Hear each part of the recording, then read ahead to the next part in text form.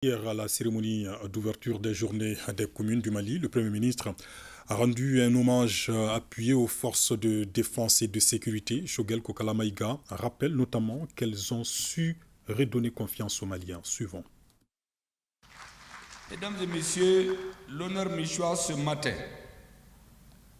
de prendre la parole au nom de son Excellence le colonel Assimi Goïta, président de la transition, chef de l'État, pour m'adresser aux représentants que vous êtes de nos populations venues de toutes les contrées de notre pays dans un élan unitaire pour contribuer aux côtés du gouvernement à l'œuvre de refondation et de reconstruction de notre pays sur de nouvelles bases porteuses d'espoir et d'espérance. Permettez-moi, dès l'entame de mes propos, de vous demander de prier avec moi pour le repos de l'âme de tous ceux qui sont morts, victimes civiles et militaires, Maliens et amis du Mali venus nous défendre, qui sont tombés pour la défense de notre patrie.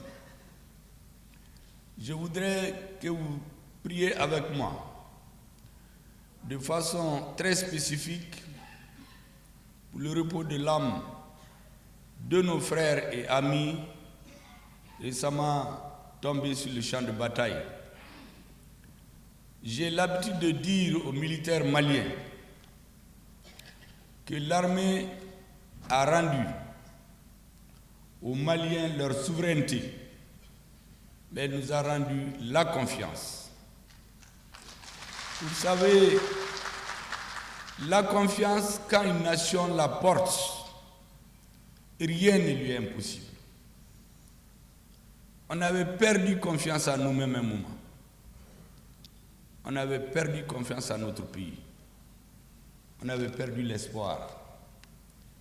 Notre armée, je veux dire, toutes les forces armées de sécurité du Mali, j'entends aussi par là les forces paramilitaires, nous ont rendus fiers aujourd'hui, nous ont rendu nos dignités, nous ont rendu l'espoir et font aujourd'hui que les Maliens sont convaincus que rien ne leur est impossible.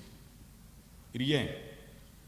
Hier, certains ne voulaient pas être des militaires, pour les raisons que vous savez. Mais aujourd'hui, tous les jeunes du Mali rêvent de porter un jour dans leur vie la tenue pour défendre sa nation. Ce n'était pas le cas hier. Je voudrais donc que nous remercions ceux qui ont donné leur vie, civils et militaires, ceux qui continuent de se battre et qui tombent tous les jours sur le champ de l'honneur pour que nous puissions aujourd'hui nous retrouver dans une salle en train de tenir paisiblement nos discours parce que d'autres sont en train d'assurer notre sécurité. Mesdames et messieurs, je voudrais également saluer la présence des différentes délégations venues de l'étranger pour nous encourager et témoigner de leur solidarité.